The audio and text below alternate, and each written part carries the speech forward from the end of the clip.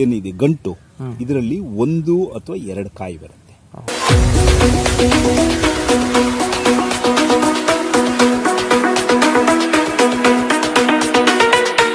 ನಾನು ಡಾಕ್ಟರ್ ರವಿಶಂಕರ್ ಅಂತ, ತಳಿ ವಿಜ್ಞಾನಿಯಾಗಿ ಎಳ್ಳು ಮತ್ತು ಹುಚ್ಚೆಳ್ಳು ಈ ವಿಭಾಗದಲ್ಲಿ ನಮ್ಮ ಕೃಷಿ ವಿಶ್ವವಿದ್ಯಾನಿಲಯ ಮತ್ತು ಕೃಷಿ ಸಂಶೋಧನಾ ಕೇಂದ್ರ ಇಲ್ಲಿ ಪ್ರಧಾನ ವಿಜ್ಞಾನಿಯಾಗಿ ಕೆಲಸ ಮಾಡ್ತೀನಿ. ಇದು ನಾವಿಲ್ಲಿ ನೋಡ್ತಾ ಇರುವಂಥದ್ದು ಇದು ಎಳ್ಳಿನ ಬೆಳೆ. ಇದು ಎಳ್ಳು ಒಂದು ಮುಖ್ಯವಾದ ಎಣ್ಣೆಕಾಳು ಬೆಳೆ. ಇದು ಒಂದು ಅತಿ ಮುಖ್ಯವಾದದ್ದು ಏನು ಅಂತಂದರೆ ಇದು ಅಲ್ಪಾವಧಿ ತಳಿ. ಈ ಬೆಳೆನೇ ಅಲ್ಪಾವಧಿ, ಅಂದರೆ ಸುಮಾರು 75ರಿಂದ 80 ದಿವಸ ಕಟಾವು ಬಂದುಬಿಡುತ್ತೆ. ಆದ ಕಾರಣ ಏನು ಮಾಡ್ತಾರೆ, ನಮ್ಮ ರಾಜ್ಯದ ಈ ಕನಕಪುರ ಇರ್ಬೋದು, ರಾಮನಗರ ಮತ್ತು ಚಾಮರಾಜನಗರ, ಹೊಸಪೇಟೆ, ಹೊಸದುರ್ಗ ಈ ಪ್ರದೇಶಗಳಲ್ಲಿ ಮೊದಲನೇ ಮಳೆ ಬರುತ್ತೆ. ಮೊದಲನೇ ಮಳೆ ಬಂದಾಗ ಅಂದರೆ ಸಾಧಾರಣವಾಗಿ ಮೇ ತಿಂಗಳು ಮೊದಲನೇ ವಾರ, 2ನೇ ವಾರ ಇಂಥ ಸಂದರ್ಭದಲ್ಲಿ ಮೊದಲನೇ ಮಳೆ ಬಂದಾಗ ಈ ಬೆಳೆನ ಹಾಕಿ, ಇದು ಅಲ್ಪಾವಧಿ ಆಗಿರೋದ್ರಿಂದ 3 ತಿಂಗಳು ಒಳಗಡೆನೆ ಕಟಾವು ಬಂದ್ಬಿಡುತ್ತೆ. ಆದ ಕಾರಣ ಈ ಬೆಳೆನ ಕಟಾವು ಮಾಡಿಕೊಂಡು ನಂತರ ಮುಖ್ಯ ಬೆಳೆಗಳಾದ ರಾಗಿ ಇರ್ಬೋದು, ಮುಸ್ಕಿನ ಜೋಳ ಇರ್ಬೋದು, ಈ ಎಲ್ಲ ಬೆಳೆಗಳನ್ನ ಬೆಳೀತಾರೆ. ಆಮೇಲೆ ಇದು ಮಳೆ ಆಶ್ರಯಕ್ಕೆ ಏನು ಮಳೆ ಬರುತ್ತೆ, ಮೊದಲನೇ ಮಳೆ ಬರುತ್ತೆ, ಆ ಮಳೆಗೆ ಈ ಬೆಳೆ ಬಂದ್ಬಿಡೋದ್ರಿಂದ ರೈತರಿಗೆ ಇದು ಒಂದು ಅನುಕೂಲವಾದಂತಹ ಬೆಳೆ. ಇದ್ರ ಜೊತೆಗೆ ಏನಂತಂದರೆ, ಇವಾಗ ನಮ್ಮ ಈ ಫಾರಿನ್ ಎಕ್ಸ್ಚೇಂಜ್ ಅಂತ ಏನು ಹೇಳ್ತೀವಿ, ನಮ್ಮ ದೇಶದಿಂದ ಈ ಎಳ್ಳು ಬಹಳಷ್ಟು ರಫ್ತಾಗುತ್ತೆ. ಆ ರಫ್ತಾಗೋದ್ರಿಂದ ಅದರ ಆದಾಯ ನಮ್ಮ ದೇಶಕ್ಕೆ ಬರುತ್ತೆ. ಮತ್ತು ಎಣ್ಣೆಕಾಳನ್ನು ಈಗೆಲ್ಲ ಸಾಧಾರಣವಾಗಿ ನಾವು ಇಂಪೋರ್ಟ್ ಮಾಡ್ಕೊತಿದ್ದೀವಿ ಜಾಸ್ತಿ. ಆದ ಕಾರಣ ಇದನ್ನು ಹೆಚ್ಚಾಗಿ ರೈತರು ಬೆಳೆಯೋದ್ರಿಂದ ರೈತರಿಗೂ ಅನುಕೂಲ ಆಗುತ್ತೆ, ದೇಶಕ್ಕೂ ಅನುಕೂಲ ಆಗುತ್ತೆ. ಇದು ನಾವಿಲ್ಲಿ ನೋಡ್ತಾ ಇರುವಂಥದ್ದು ಇದು ಒಂದು ಅಭಿವೃದ್ಧಿಪಡಿಸಿದಂತಹ ತಳಿ, GT1 ಅನ್ನೋ ತಳಿ. ಇದು ಗುಜರಾತ್ನಿಂದ ಬಿಡುಗಡೆ ಆಗಿರುವಂಥದ್ದು, ನಮ್ಮ ಪ್ರದೇಶಕ್ಕೆ ಸೂಕ್ತವಾಗಿದೆ. ಇದರ ಒಂದು ಪ್ರಮುಖ ಅಂಶ ಅಥವಾ ಒಂದು ಪ್ರಮುಖವಾದ ಗುಣ ಏನು ಅಂತಂದರೆ, ನೋಡಿರಿ, ನಾವಿಲ್ಲಿ ಪ್ರತಿ ಒಂದೊಂದು ಗಿಣ್ಣು ಏನು ನೋಡ್ತಿದ್ದೀವಿ, ಪ್ರತಿ ಗಿಣ್ಣಿನಲ್ಲಿ 6ರಿಂದ 8 ಕಾಯಿಗಳು ಬರುತ್ತೆ ಒಂದೊಂದು ಗಿಣ್ಣಿನಲ್ಲಿ. ಅದೇ ನಮ್ಮ ಸಾಧಾರಣ ಸ್ಥಳೀಯ ತಳಿಗಳಾದರೆ ಅದರಲ್ಲಿ ಪ್ರತಿ ಒಂದು ಗಿಣ್ಣಿಗೆ 1 ಅಥವಾ 2 ಕಾಯಿ ಇರುತ್ತೆ.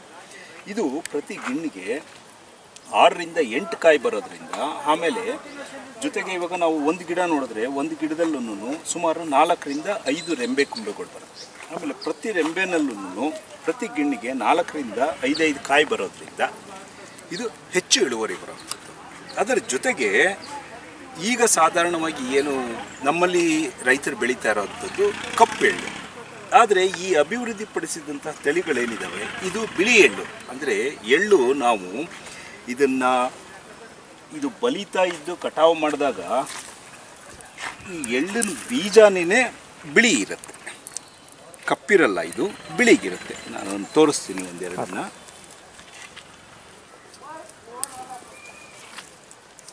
ಹಾಗಾಗಿ ಇದು ಕಪ್ಪು ಎಳ್ಳಲ್ಲ. ಮುಂಚೆ ಏನು ಮಾಡ್ತಿದ್ರು, ಕಪ್ಪು ಎಳ್ಳನ್ನ ಬಿಳಿ ಎಳ್ಳು ಮಾಡ್ತಾಯಿದ್ರು. ಆದರೆ ಈಗ ಇದು ಬಿಳಿ ಎಳ್ಳಿಂದೇ ತಳಿಗಳು ನಾವೀಗ ನೋಡ್ತಾ ಇದ್ದೀವಿ. ನೋಡ್ರಿ, ಇವೆಲ್ಲನೂ ಬಿಳಿ ಎಳ್ಳೇ ಬಿಳಿ ಇರುತ್ತೆ. ಮತ್ತು ಜೊತೆಗೆ ಇದಕ್ಕೆ ಬೇಡಿಕೆಯೂ ಇದೆ. ಬಹಳಷ್ಟು ಕಂಪ್ನಿಗಳು ಈ ಎಳ್ಳಿಂದ ಎಣ್ಣೆ ಮಾಡೋವಂಥದ್ದು ಮತ್ತು ಸೋಪ್ ಮಾಡೋವಂಥದ್ದು ಇವನ್ನೆಲ್ಲ ಮಾಡಬೇಕು ಅಂತಂದರೆ ನೋಡಿ, ನಾವು ನೋಡ್ತಿದ್ದೀವಿ ಇನ್ನು ಬೀಜ ಬಲಿತಾ ಇದೆ, ಹಾಗಾಗಿ ಕಾಣಿಸ್ತಾ ಇಲ್ಲ. ಬಿಳಿ ಎಳ್ಳಿದು ಇದು ಎಳ್ಳೆ. ಇದು 80-85 ದಿವಸ ಕಟಾವು ಬರುತ್ತೆ. ಹಾಗಾಗಿ ಇದನ್ನ ರೈತರು ಬೆಳಿಬೋದು. ಆಮೇಲೆ ಜೊತೆಗೆ ಇಲ್ಲ ಬೀಜನೇ ಬಿತ್ತನೆ ಮಾಡುವಂಥದ್ದು. ಇದನ್ನ ಸಾಧಾರಣವಾಗಿ ರೈತರು ಎರಚುತ್ತಾರೆ. ಅದಕ್ಕೆ ಬದಲು ನಾವು ಒಂದು ರೈತರಿಗೆ ಹೇಳೋದೇನೆಂದ್ರೆ ಸಾಲಿನಲ್ಲಿ ಹಾಕಬೇಕು. 30 ಸೆಂಟಿಮೀಟರ್ ಸಾಲಿನಿಂದ ಸಾಲಿಗೆ 30 ಸೆಂಟಿಮೀಟರ್ ಅಂತರ ಕೊಟ್ಟು ಸಾಲಿನಲ್ಲಿ ಹಾಕಬೇಕು. ಅದ್ರ ಜೊತೆಗೆ ಇದು ಬೀಜ ಬಹಳ ಸಣ್ಣ ಇರೋದ್ರಿಂದ ಬರೀ ಬೀಜ ಬಿತ್ತನೆ ಮಾಡೋದಕ್ಕೆ ಬದಲು ಮರಳು ಜೊತೆ ಮಿಕ್ಸ್ ಮಾಡಿಕೊಂಡು ಸಾಲಿನಲ್ಲಿ ಬಿತ್ತನೆ ಮಾಡಬೇಕು. ಆಮೇಲೆ ಬಿತ್ತನೆ ಮಾಡಿದ ನಂತರ 1 ಸಲ 2 ಸಲ ಕುಂಟೆ ಹೊಡೆದ್ರೆ ಸಾಕು. ಇದಕ್ಕೇನಂತ ಜಾಸ್ತಿ ನೀರು ಬೇಕಾಗಿಲ್ಲ, ಗೊಬ್ಬರನೂ ಅಂಥದ್ದು ಬೇಕಾಗಿಲ್ಲ. ರೈತರು ತಮ್ಮ ಹತ್ರ ಏನು ಕೊಟ್ಟಿಗೆ ಗೊಬ್ಬರ ಇತ್ತು ಅಂತಂದರೆ ಅದನ್ನು ಹಾಕಿದ್ರೆ ಈ ಬೆಳೆ ಭಾಳ ಚೆನ್ನಾಗಿ ಬರುತ್ತೆ. ಮತ್ತು ನಮ್ಮ ರಾಸಾಯನಿಕ ಗೊಬ್ಬರ ಬಹಳ ಕಡಿಮೆ ಹಾಕಿದ್ರೂ ಸಾಕು ಇದಕ್ಕೆ. ಆಮೇಲೆ ಇದರಲ್ಲಿ ಹೆಚ್ಚು ಅಂಥ ರೋಗ ಕೀಟ ಅಂಥದ್ದು ಬರಲ್ಲ. ಒಂದು ರೋಗ ಬರುತ್ತೆ, ಏನಂತಂದರೆ ತಡವಾಗಿ ಬಿತ್ತನೆ ಮಾಡಿದಾಗ ಒಂದು ರೋಗ ಬರುತ್ತೆ. ಏನಂತಂದರೆ ಇದನ್ನು ಸಾಧಾರಣವಾಗಿ ಮೇ ತಿಂಗಳಲ್ಲಿ ಮೊದಲನೇ ಮಳೆ ಏನಾಗುತ್ತಲ್ಲ, ಮೇ ತಿಂಗಳು ಮೊದಲನೇ ಮಳೆ ಆದಾಗ ಇದನ್ನು ಬಿತ್ತನೆ ಮಾಡಬೇಕು. ಅದು ಕಪ್ಪು ಮಣ್ಣಾದರೆ ಭಾಳ ಚೆನ್ನಾಗಿ ಬರುತ್ತೆ. ಕೆಂಪು ಮಣ್ಣಲ್ಲೂ ಬರುತ್ತೆ. ಕಪ್ಪು ಮಣ್ಣಲ್ಲಿ ಏನಂದರೆ ಒಂದು ಸಲ ಮಳೆ ಬಂತು ಅಂತಂದರೆ 30ರಿಂದ 40 ದಿವಸ ಅದರಲ್ಲಿ ನೀರಿನ ತೇವಾಂಶ ಇರುತ್ತೆ. ಹಾಗಾಗಿ ಮಳೆ ಆಶ್ರಯದಲ್ಲೇ ಭಾಳ ಚೆನ್ನಾಗಿ ಬರುತ್ತೆ ಕಪ್ಪು ಮಣ್ಣಾದರೆ. ಜೊತೆಗೆ ನಾನು ಹೇಳ್ತಾ ಇದ್ದಂಗೆ ಇದರಲ್ಲಿ ಅಂಥ ರೋಗ ಕೀಟದ್ದೇನು ಬರಲ್ಲ. ಒಂದು ಹಾಗೆ ಬಂದರೆ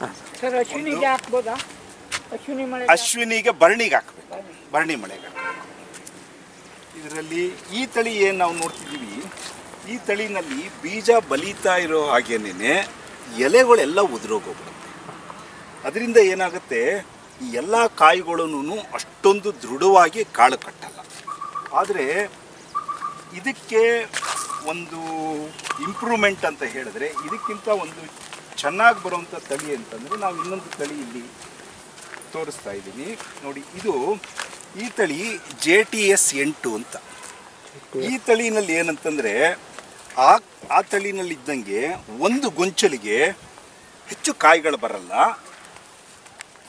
ಆದರೆ ನೋಡ್ರಿ, ನಾವಿಲ್ಲಿ ನೋಡ್ತಿದ್ದೀವಿ, ಇದು ಹೆಚ್ಚು ರೆಂಬೆ ಕೊಂಬೆ ಜಾಸ್ತಿ ಬಂದಿರುತ್ತೆ. ಬ್ರಾಂಚಸ್ ಅಂತ ಏನು ಹೇಳ್ತೀವಿ, ರೆಂಬೆ ಕೊಂಬೆ ಬಂದಿರುತ್ತೆ. ಒಂದೊಂದು ಗಿಣ್ಣಿನಲ್ಲಿ 1 ಅಥವಾ 2 ಕಾಯಿ ಇರುತ್ತೆ.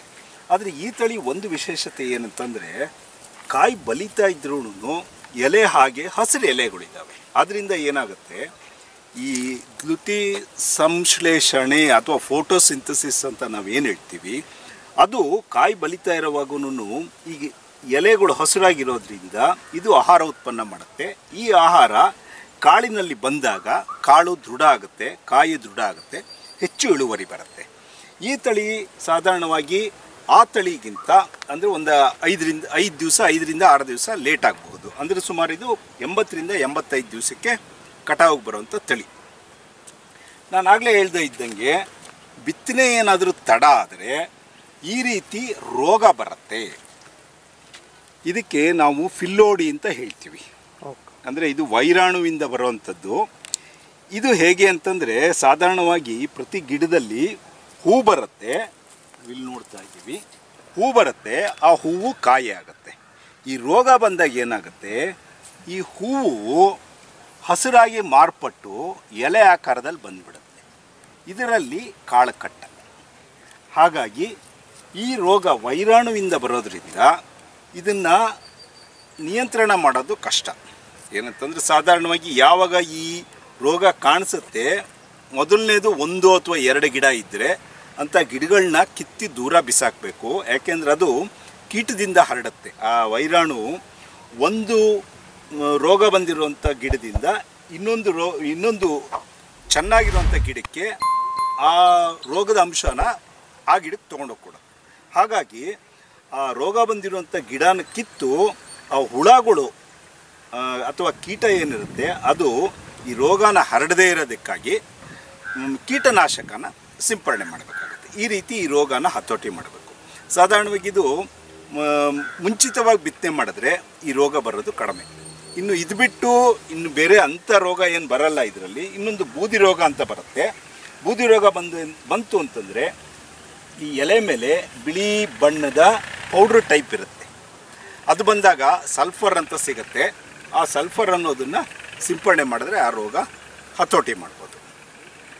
ಇನ್ನು ಇದು ಈ ಎಳ್ಳಿನ ಬಗ್ಗೆ.